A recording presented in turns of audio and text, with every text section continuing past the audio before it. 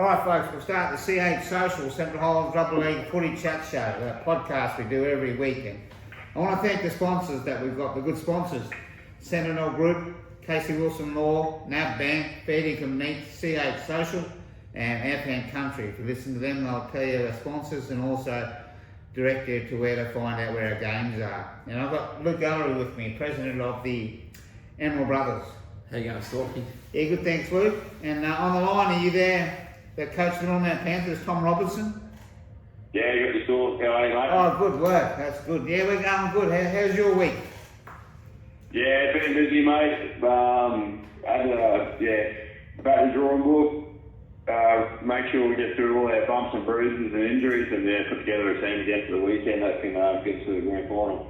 All right, let's just go through last week's. You went down the Bluff 36-22. Yeah.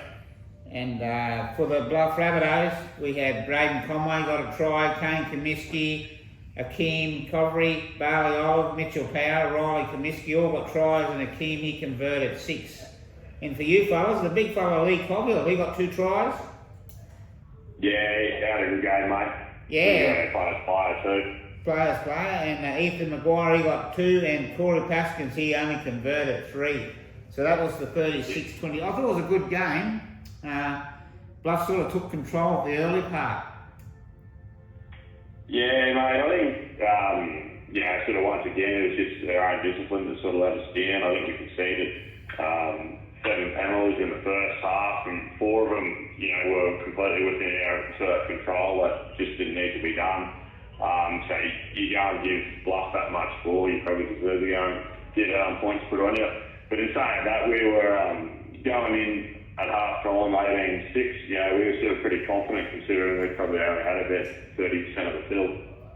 Yeah, because looking at the times, it was in the 68th minute they just did a 3-try haul late in the second half. Yeah, in that second half, mate, we got a bloke put in the bin 10 minutes once ago, again sort of our own fault, and that's when Bluff scored all their 3 tries in the second half, so yeah, it's just discipline for us, mate. That's the biggest takeaway from the weekend game. All right, so you got the same similar side to this week going into Saturday night? Yeah, pretty well same team, mate. Not too many changes. I think just maybe one guy away back home with roster and things like that. But other than that, no, pretty well all right, rock and roll. Lachlan Lawrence, he had a pretty good game last Saturday. He was a little bit quieter, but he still had a few good runs there Saturday. Yeah, I think sort of Bluff had a pretty good game plan to taking out the game early, just soaking up his energy with a lot of defensive work and whatnot. We knew that was coming, so we're just going to be a bit better to mitigate that and make sure the other boys are getting around him. Yeah, well, that Riley Comiskey, the hooker for Bluff, he's pretty good. He's an experienced player.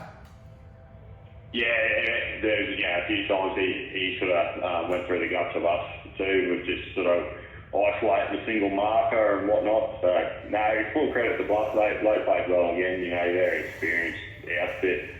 And for us, probably not the worst thing the loss. We only played 2 games in the month leading up, so get a bit more footy under our belt will be good. If we win this weekend. Yeah, that's your idea, because this year, you actually, I went back and looked at the points, you're equal points with Bluff, with the minor premiership, but they just on for and against, they got the trophy. Yeah, so, and Brothers were 1 game behind us too, so, the comp's been good, like I said last week, and we've got the best 3 teams remaining. Yeah, and to talk about last week's game, Luke, you beat the Crushers 42-26. Yeah, we did. Obviously we knew it was going to be a tough game. We went down to Crushers twice in the regular season, so we knew we had to do our homework and come out firing, which the boys did. So we're not a team that usually starts really good in the first half. We're usually a second half team, but Steve Hardy, our captain, rallied the troops up before kickoff, and he led the charge by opening the points for us straight up. So he went in for a try, and the boys got behind him and just followed suit. So It was a tough game. We had to earn the victory over Blackwater. Like they'll come out pumped too because they want to keep their season alive and keep their campaign going for the finals footy. But yeah, we just wanted more, Storky. We just needed that win to get through and play Middletown out. Well, what I got out of it, well, Tom, what did you get out of it? You watched it? Yeah, I thought it was a pretty good game. It was a really good game, actually, to be quite fair, and it sort of went through to and fro's kind of thing. I thought Brothers were probably a bit unlucky not to be leading by more in the first half. I thought just a couple of kicks sort of bounced away at Blackwater, and that's where their points come from. And then, yeah, it was real good resilience, good fight back by Blackwater in the second half. I think there was a kick-off there. They were within 6 points, and if they don't drop that kick-off, I thought they'd probably go and win that game with about 5 minutes to go. But, Brothers ended up, off that kick-off, ended up scoring. And that was probably the biggest turning point in that match, I thought. Yeah, I was watching the game and Brothers, I was surprised actually, Brothers took the lead straight up, Luke, and you maintained it. Yeah, and we did, and it's something we know as a team, we struggle to do that. Like, we struggle to set the tempo in the early minutes of the game, and we usually find ourselves coming from behind, but it was good that the boys turned around on the weekend and obviously led from the front to the end. So we had a bit of a discipline control in the second half where we lost our way a little bit, and Blackwater put 3 tries on us in 15 minutes, but yeah, the boys took that on the chin and fought back. Yeah, well, actually, they scored out of the 4 last tries. They scored 3 from the 58th to the 71st minute, and that you managed to do a late one right on the bell. Yeah, young Kai Broughton. Good setup from Jai Gilmore. He took the line on and seen Kai hanging out on the sideline, so he threw the old cut out pass and put Kai down the sideline, who celebrated with a Superman try. So just to go through the try scorers, as you said, Steve Hardy, he got 2 tries. Braden Beam's got the next one. He's been excelling all year at hooker. He'll equal young Lockie there at hooker. That'll be a good battle.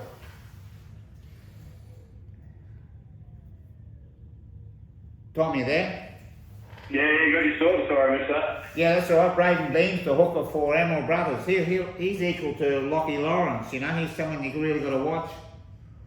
Oh yeah. Brothers are always good through the middle. Young's hanging fast, so we sort of know what to expect from them. But yeah, Lockie and Braden, that'll be a real tough battle through that middle there. And the try scorer, you got Jack Hardy, Toby Walker. Toby Walker had an excellent game, I reckon, Luke. Toby, he had a really good game that night.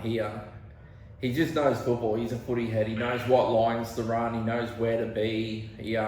He's got a good combination with his inside men. So he just time is perfect with Toby, and he just seems to be there at the right time, right place, and just hits he exposes gaps in the defence. Well, before he scored his try, which was a really good try, he actually did a draw and pass, really quick pass there to offload out for the centres to run away and score as well. Yeah, he did. It's unusual for a second rower / prop. Like, he used to be a prop to be able to throw the passes like that, but I think he surprised himself that he actually got a good pass away. Yeah, I interviewed him after the game, and people would have seen that on the show. He was quite proud of the win. Yeah, he was. He's a club man. Toby is. Like, he's been around the club for a long time, so he's been around footy for a long time. But he's definitely passionate for the Brothers Club, and he wears the jersey with pride. So it might have been all the coaching from his old man that brought him to where he is. Might have been. Might have been a few floggings and yellings too. And this try scorer here. Big Demir. Big Nibs. He took off from the start too. He did about 4 or 5 hit-ups in the first 5-8 minutes, I reckon. Yeah, he started the game with a lot of high work rate, with good intentions to just get that front foot and get the team moving forward. He's a big body, and he takes a bit to pull down. He he's very elusive with the ball too. Yeah, He he's can got get good that. skills. He can get that ball away no matter where he is, how he is. He just gets that arm free. So he's Tom, good. Tom, he's one to watch. Yeah, he was sort of, he's always been damaging ball runner when we played him. I think we played him about 4 or 5 times since he's been with Brothers, and tracks about 5 defenders every tackle. If I was playing, I'd have to take his ankles. That's the smallest part of him. Yeah, well, he played out on the wing a bit against the Blackwater, so the biggest winger in Central Highlands. Yeah, and that Logan Daly from Blackwater, he was running towards him about to score, and I think he took a quick sideways movement to get away from him. Remember that one? Yeah, I do remember. I don't blame young Logan either. Like he's he's a big man to run into. I'll be looking for every detour I can get to. Yeah. And Callum Wilson, he's been scoring lots of points for years. He kicked 6 and actually got a penalty goal as well. Then for the Crushers, Logan Daly got a try, and Nick Melvin, Ryan Palmer, Braxton Larrity, he had a good game. He got 2 tries. And Alan Bailey, he kicked them from everywhere for 3 conversions, a score of 42-26. Well, that ended Crushers' season due to you. So now you meet Yeah, the Millman Panthers. Panthers on Saturday night, 7 p.m. at the Panthers. So you all prepared, Tom? Yeah, mate, putting the final touches on the team tonight. We've got training, field set up and all that tomorrow and whatnot, and expecting a bloody ripper crowd with the ladies beforehand and then the A-grade after. Yeah, well, the ladies is Blackwater Crushers versus Dysart ladies. I was trying to get someone on, but the bloke I was getting on was a bit crook. So it should be 2 good games. Luke, are you blokes prepared? You got training tonight? Yeah, we're similar to Tom. We got training tonight, so Lyle will put the finishing touches on the squad tonight and just calm the nerves and get ready for battle Saturday night. So, but it's been a good week. Like I said, there's a lot of buzz around the club. The boys are nervous too, going into the battle, which is good because the show's got passion. But I think once that whistle sounds on Saturday night and the boys get into it, they'll get down to the game plan and give it a good crack against Middlemount. So, Luke, you're short of any players? Are you losing any players from last week that can't play this week? there's a couple lads there that won't give Lyle's secrets away, but like Tom said, we've got a couple lads that just shift work and personal commitments. So, we'll be down a couple of guys, but we've got some good depth in the club. We've had good numbers and stuff, so Lyle will have some boys that'll be able to fill that void and give us the same impact. So it'll be good. So Well, having the winnings under 20 side at the start of the year and producing 2 sides on the last night of that under 20 season, you got the players there, just had to hang on to them. That was all, wasn't it? yeah, that's right. It's hard to keep the younger generation around the club and be at peace, especially if they're not playing A-grade footy, but we're lucky to keep the majority of the boys within the club and blood them in A-grade. So gave us good depth and it's obviously set the club up for the future to come. So Alright, has Corey Paskin's got his kicking boot on, Tom? Yeah, I think so, mate. He's pretty good at anything he does. He's just one of those guys who's naturally talented and sort of can knock him over from the sideline and run 100 metres kind of thing. Well, he's definitely one player you got to cut short. Can't let him run, can you, Luke? you cannot give Corey any broken defence. He's very elusive and got good agility, and he finds that gap. He's got speed to burn, so you gotta regret it. Yeah, and Lee Coggle for use too. He leads up front. He's a good second rower, very experienced, Tom. Yeah, he's just sort of, he's probably the difference sort of this time of year, just having that old head who can rally the troops and, push the boys forward. He sort of carries that forward pack and shows them way from up front. All right, Tom. What do you reckon? You're going to start the ladies at 5:30, and then your games are at 7 o'clock, or as soon as the ladies' games finish, 7 o'clock or nearest. Hopefully, games are all good. Anything else you want to tell us, Tom? Nah, mate, no. Sort of just looking forward to Saturday, mate, and sort of getting out there and putting their best foot forward, representing the town and hopefully going to a GS. Yeah, it would be excellent. I see we've got the awards night on Friday night on the 15th of August, and a few of your players have been nominated for awards and the club, and had lots of players. Most of them looking forward to coming over. Yeah, I think so, mate. I think that's sort of a good recognition of where the club's at, sort of thing. You know, we've got a pretty talented playing group, but that doesn't happen without such a good front office, and our committee works really hard every week to sort of put on the good events, or even, you know, making sure we've got a team when we go away, making sure people register and things like that. So yeah, it's nice to see those good people recognised for all that hard work they put in for our club. Yeah. I suppose the main trophy you want is that one on grand final day. Yeah, that's it, mate. I think, and we could probably say the same thing. You trade all the other trophies into that one. Yeah. Most definitely. All right then, Tom. Hey, thanks for coming online. Thanks for the chat, and all the best with your game on Saturday. No worries. Thanks, Dawn. Thanks, Luigi. Cheers, Tom. I'll see you Saturday, mate. See you Saturday, Will do, mate. Catch up. Right. Mate. Luke, so we've got presentations on Friday night, and some of the awards, we've got the CH Coach of the Year, CH Rep Player for ladies, and Rookie Rep, and we're also giving back to the club that's had the best events of the year or tried hard at them. We'd like to share that award out. Rookie A grade women, like the best point scorers in the men and women's, the under 20s. Then we get down to the referees, best and fairest, who they picked as their best player. Yep. And the ref we've picked as we think is their best ref. And the last three awards are the under 20 player of the year, and the Rennie Rowe award and the Jim Gallagher award, and they're all voted on by the clubs after each game.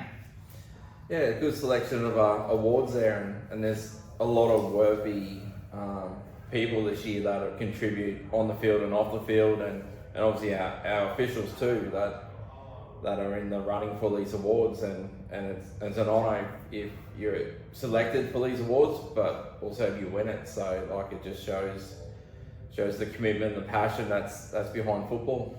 There's been a few from lots of the clubs that have been nominated for awards. Well, we have the Patsy Booker Volunteer Award and the Club Administrator Award as well. So there's been plenty of nominations. It's been a painful process to go through and pick out the winners when you'd like to give it to everyone from every club. I'll make it easy, so you just put me down for one of those awards, mate. I'll take it. I'll just give you a beer. The Rennie Rowe winners, it started since 2018, and the last one was Harley Lonergan from Middlemount Panthers. Cooper Hill was before that, when she was playing for Bluff. And for the Jim Gallagher, it started in 1993. And we're continuing on, and I've got the 2005 Jim Gallagher coming.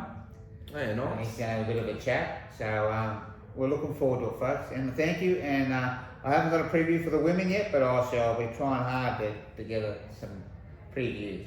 All right, well, thank you, Luke. Cheers, Storky. Appreciate the time and the invite. Yeah, all the best for Friday night, and all the best for Saturday, especially Saturday. Yeah, Saturday will be a good game, and hopefully, I know we're going to Middlemount. It's going to be a daunting task, but I know our boys are up for it, and yeah, hopefully we get the win and we go to the GF. All right then, thank you, folks. Catch you later. All right, cheers, Storky.